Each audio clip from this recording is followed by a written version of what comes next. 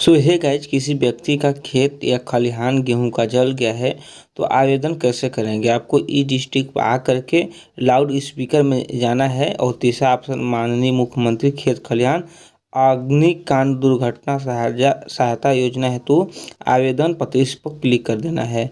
ऐसा फॉर्म खुल करके आएगा, बस इसी फॉर्म को आपको फिल करना होगा। यहाँ पर कृषक का नाम लिख देंगे। फिर उसके बाद यहाँ पर कृषक का नाम लिखने के बाद कृषक के पिता का नाम लिखेंगे, जो भी आधार कार्ड पर है आधार कार्ड के हिसाब से लिखा जाएगा।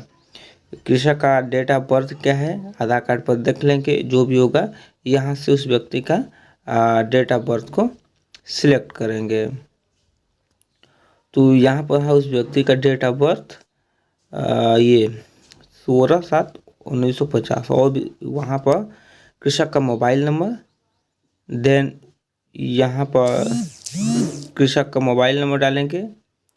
कृषक का मोबाइल नंबर डालने के बाद यहाँ पर बैंक पूछेगा, बैंक का नाम कौन सा बैंक है, बैंक का नाम डाल देंगे।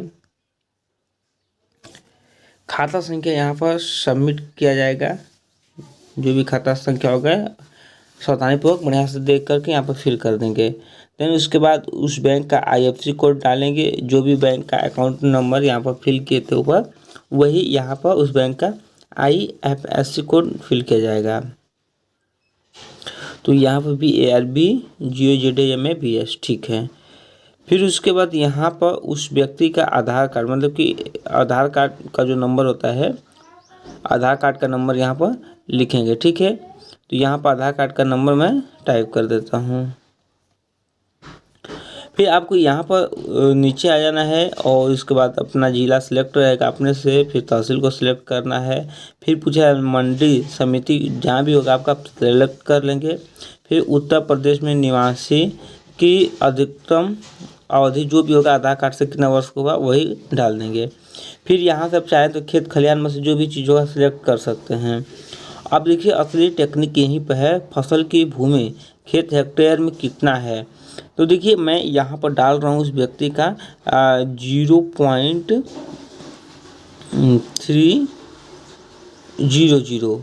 फिर यहाँ पर मतलब कि भूमि क्षेत्रफल जो अग्निकांड में प्रभावित हुई है, तो खेत में आग लगा था तो पूरा ही प्रभावित हुआ, तो 0.311। अब ये कैसे डालेंगे, यहाँ पर कैसे मैंने लिखा, चलिए इसको समझ लेते हैं। अब आपको करना क्या है कि खलिहान, देखिए यहाँ पर खलिहान में रखी फसल की कुल अनुमानित मात्रा। अब यहाँ पर देखिए मैं 8 डाल रहा हूँ, हालांकि गलत है, 8 नहीं डालना चाहिए। यहाँ पर 0 डालेंगे, क्योंकि खलिहान में आग लगा नहीं है, खेत में आग लगा है तो खलिहान में कहाँ से आएगा, इसलिए दोनों में 0 डाल के आप आगे बढ़ जाएंगे। फिर उसके बाद दुर्घटना की तिथि जो भी होगा डाल देंगे। फिर दुर्घटना कारण तथा विवरण, दुर्घटना का कारण तथा विवरण में लिखेंगे अज्ञात कारण से। किसी भी चीज़ से आग लगा हुआ है, लिखिए आपको लिखना है अज्ञात कारण से। मान लीजिए हार्वेस्टर से आग लग गया है, जो रेपर होता है भूसा बनाने वाला, उससे आग लग गया है और लिख देंगे तो उस व्यक्ति का हार्वेस्टर चाहे रेपर खींच के चला जाएगा, उसके ऊपर मुकदमा हो जाएगा, इसलिए यहाँ पर अज्ञात कारण से लिखेंगे। फिर दुर्घटना के स्थान का पूर्व विवरण दे, किस गाँव में लगा है, और कोई मौजा है तो मौजा भी डाल सकते हैं। अब यहाँ पर कृषक की एक फ़ोटो आपको बना लेना है 50 KB से नीचे, और यहाँ पर उस कृषक का फ़ोटो अपलोड करना होगा हमें। तो उस कृषक का यहाँ पर फ़ोटो को अपलोड कर लेते हैं जो 50 KB से कम साइज का होगा। फिर नीचे आएंगे, यहाँ पर दुर्घटना स्थान की फ़ोटो, मैंने जिस खेत में आग लगा हुआ है जहाँ पर, वहाँ पर मैंने खेत का एक फ़ोटो यहाँ पर अपलोड करना है, ठीक है। ये भी अपलोड हो गया। फिर तीसरा में पूछा कि प्रतिभूमि का प्रारूप, जो घोषणा पत्र एक तो हम लोग अभी भरे हैं जिसमें 2 लोग जिसमें उनका कृषक का साइन था, 2 गवाह का साइन था, उस घोषणा पत्र को मतलब कि प्रतिभूति का प्रारूप को अपलोड कर देंगे तीसरे नंबर पर। यहाँ पर लिखा भी है। अब वो घोषणा पत्र कहाँ मिलेगा, तो जो प्रतिभूमि का प्रारूप ये बगल में आइकन दिखा रहा है ब्लू सा, वहाँ से आप डाउनलोड कर सकते हैं।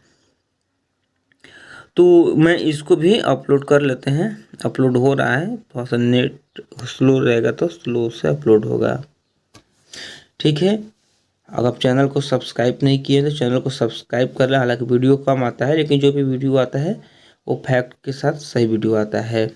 सो गाइस, ये अपलोड करने के बाद आप कृषक की जो बैंक की पासबुक है, पासबुक के प्रथम पृष्ठ की फ़ोटो जो होगा, अकाउंट नंबर वगैरह होगा, उसको अपलोड कर देंगे यहाँ से।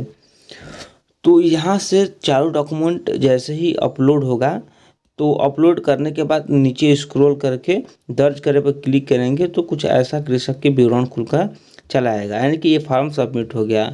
अब यहाँ से जो ऊपर एक दिख रहा है प्रिंट का ऑप्शन, वहाँ से आप चाहें तो प्रिंट कर सकते। आपको लगता है कि फॉर्म में कुछ गलती रह गया या मैं कुछ गलती सबमिट कर दिया हूँ, तो आप आवेदन संशोधन करें पर क्लिक करके संशोधन भी इसमें कर सकते हैं।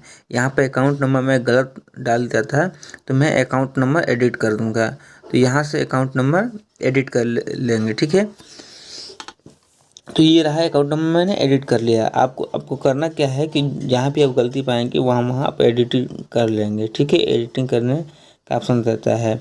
अब जैसे ही एडिटिंग कर लेंगे तो फिर आपको करना क्या है कि नीचे आना है और दर्ज करे पर क्लिक कर देंगे। ये हो जाएगा आपका, मतलब कि एडिट हो जाएगा, ठीक है। अब आपको करना क्या है कि पेमेंट करना है। ये यहाँ से प्रिंट लेना चाहते हैं तो प्रिंट ले लीजिए, क्योंकि अब ये फॉर्मेट जो आया है ये सही आया है। चूँकि उसमें गलती हुआ था इसलिए मैं पेमेंट इसका प्रिंट नहीं लिया था। और इसको सेव कर लेंगे नाम से, चाहे जैसे भी अपने गैलरी में। अब आपको करना क्या है कि पेमेंट करने के लिए सहज को लॉगिन करना होगा। आप जानते हैं अगर आ जाती निवास बनाते होंगे तो कैसे सहज को लॉगिन किया जाता है, पेमेंट किया जाता है, तो वैसे इससे पेमेंट होगा। तो यहाँ पर जैसे ही सहज को लॉगिन करेंगे, यहाँ पर सहज लॉगिन हो गया, ठीक है जी। ये पॉपअप हटा देंगे, चाहे इससे कोई विशेष मतलब नहीं होता है।